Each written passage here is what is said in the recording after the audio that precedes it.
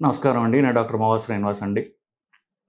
జనరల్‌గా నేను మెడికల్ వీడియోసే చేస్తూ ఉంటాను. 99% మెడికల్ వీడియోసే చేస్తూ ఉంటాను. ఉద్యోగరీత్యా నేను డాక్టర్‌ని కాబట్టి, ఒక 20 ఏళ్ళు ఈ ప్రొఫెషన్‌లో ఉన్నాను కాబట్టి, నా స్వభావం కూడా కాస్త మారుతుంది. సో, అన్న ఆలోచన కూడా ఒక డాక్టర్ ఆలోచించినట్టుగానే ఆలోచిస్తూ జరుగుతూ ఉంటుంది. సో, ముఖ్యంగా ఈ వీడియో నా అభిమాన రచయిత అయినటువంటి సిరివెన్నెల సీతారామ శాస్త్రి గారి గురించి ఆయన పాటల్లో ఒక అంశాన్ని తీసుకుని నేను వీడియో చేస్తున్నాను. సో, సీతారామ శాస్త్రి గారు ఆయన కవిత్వంలో గొప్పతనం ఏమిటి? కవి అన్న వాళ్ళకి 2 ఉండాలని చెప్పేసి శ్రీ ఎం గారని ఆయన చెప్పారు. ఆయన చెప్పగా ఆయన స్పీచ్‌లో ఒకసారి విన్నా. కవి అనేవాడికి 2 ఉండాలన్నారు ఆయన. ఏమన్నారు? ఒకటి గొప్ప భావుకత ఉండాలి. ఆ భావుకతని మాటల్లో మార్చడానికి కావాల్సినటువంటి భాష ఉండాలి. సో, భావుకత, భాష ఈ 2 హై లెవెల్స్‌లో ఉన్నవాడు గొప్ప కవి అవుతారు. అలాంటి వారు సీతారామ శాస్త్రి గారు. ఆయన మొదటి సినిమా పాటలో 'సిరివెన్నెల' అనే సినిమాలో ఉన్నటువంటి పాటలో ఒక లైన్ రాశారు. ఏం రాశారు? జనించు ప్రతి శిశు గళమున పలికిన జీవననాద తరంగం చేతన పొందిన స్పందన ధ్వనించు హృదయ మృదంగ ధ్వానం. నేను డాక్టర్‌ని కాబట్టి అది నాకు కార్డియాలజిస్ట్‌ని కాబట్టి ఈ లైన్ నాకు మనసులో నాటుకుంది. చేతన పొందిన స్పందన ధ్వనించు హృదయ మృదంగ ధ్వానం అన్నారు. అంటే ఏమిటి? తల్లి గర్భం దాల్చిన వెంటనే 28వ రోజున గుండె కొట్టుకోవటం స్టార్ట్ అవుతుంటుంది. బిడ్డ చూడటానికి ఇంతే ఉండొచ్చు. నా వేలు మొన అంత ఉండవచ్చు. అది బిడ్డలో జీవం వచ్చింది అని తెలియడానికి మొదటి సంకేతం కొట్టుకునే గుండె. సో, అది చేతన పొందిన స్పందన. చేతనలోంచి స్పందన వచ్చింది. ఫస్ట్ చేతన వచ్చింది.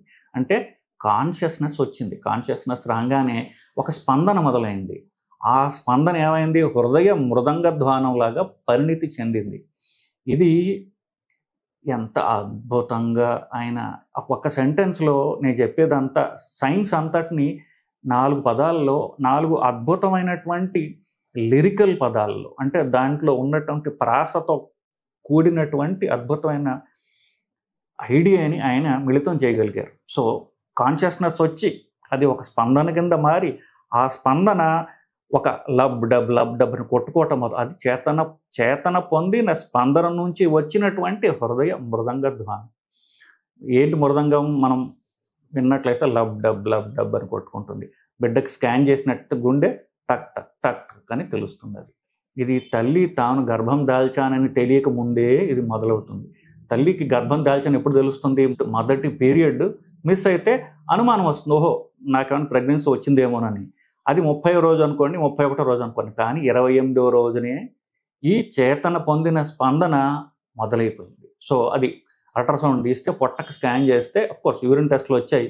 కన్ఫర్మేషన్ పొట్ట స్కాన్ చేస్తే ఆ బిడ్డలో గుండె కొట్టుకుంటూ ఉంటుందన్నమాట. సో, దీన్ని ఆయన అద్భుతంగా వర్ణించారు.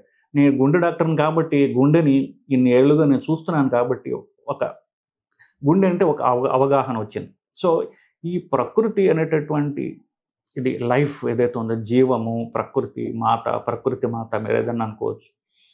ఎంత అద్భుతంగా మన మానవ శరీరాన్ని తయారు చేసిందంటే దాంట్లో అతి అద్భుతమైనటువంటి పీక్ ఉన్నటువంటి ఒక క్రియేషన్‌లో ఉన్నటువంటి అతి అద్భుతమైనటువంటి ఆర్గన్ ఏదంటే గుండె. ఎందువల్లంటే దానికి ఒక లయ ఉంటుంది. లయ తప్పకుండా నియమబద్ధంగా, లయబద్ధంగా జీవితాంతం కొట్టుకుంటూనే ఉంటుందది.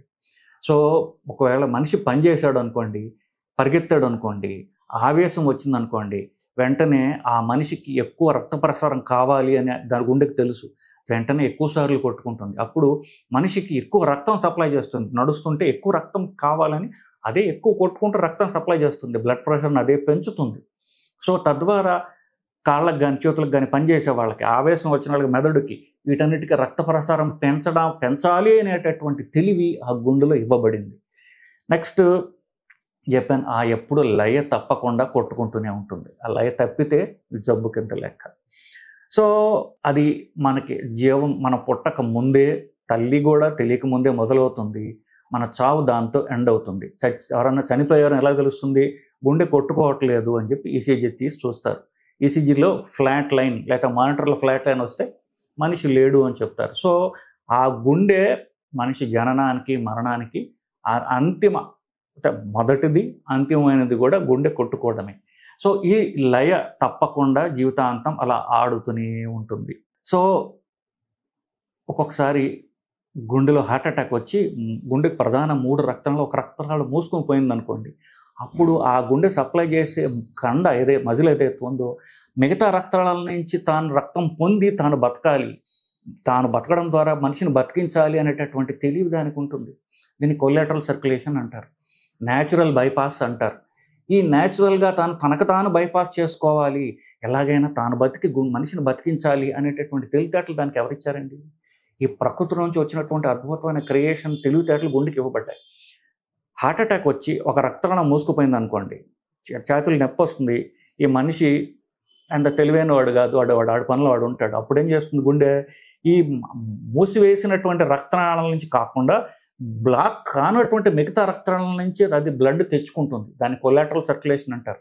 ఇందాక చెప్పినట్టుగా న్యాచురల్ బైపాస్ అంటారు. తెచ్చుకుంటూ ఎలాగోలాగా బతుకుదాము, ఇంకా కొట్టుకుంటూ ఉందామని ట్రై చేస్తుంది.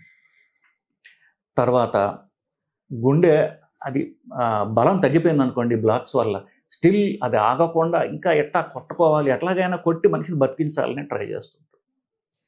ఇంకా తెలివైనతనం ఏంటి, ఇందాక చెప్పాను చూసారా, అది రెస్ట్ కావాలనుకోండి, అప్పుడేం చేస్తుంది, మనిషి ఎప్పుడైతే నిద్రపోతున్నాడో తనకు తానుగా హార్ట్ రేట్ తగ్గిపోతుంది. మీరు నాడి చూసినట్లయితే 40-50 ఉంటుంది. మనిషి మేల్కొన్నప్పుడు 70-80 ఉండొచ్చు, నిద్రపోతున్నప్పుడు 40-50 ఉంటుంది. నిద్ర ఎందుకు క్రియేట్ చేశారంటే ఎందుకే గుండెకి రెస్ట్ ఇవ్వడానికి. గుండె పాపం నిరంతరం కష్టపడుతోంది, దానికి రెస్ట్ ఇవ్వాలని నిద్ర అనేటటువంటిది ప్రకృతి పెట్టింది. బీపీ తగ్గిపోతుంది, హార్ట్ రేట్ తగ్గిపోతుంది, గుండెకి రెస్ట్ దొరుకుతుంది, మెదడుకి రెస్ట్ దొరుకుతుంది. ముఖ్యంగా గుండెకి సగం హార్ట్ రేట్ తగ్గడం ద్వారా రెస్ట్ లభిస్తుంది. సో పగలు మళ్ళీ నిరంతరం అది కొట్టడానికి దానికి వస్తుంది. బేసికల్ గుండె ఇక అలసిపోయాను, నా వల్ల కాదు, ఆగిపోతాను అని అనదు. మీరు దాంట్లో నానా చెత్త తిండి తిని కొలెస్ట్రాల్ పెంచుకుని దాంట్లో బ్లాక్స్ తెచ్చి దాన్ని మనం చంపుతున్నాం, కానీ అది ఆగదు పాపం. సో అది అలుపెరగకుండా నిరంతరము పనిచేసే శ్రమజీవి పాపం.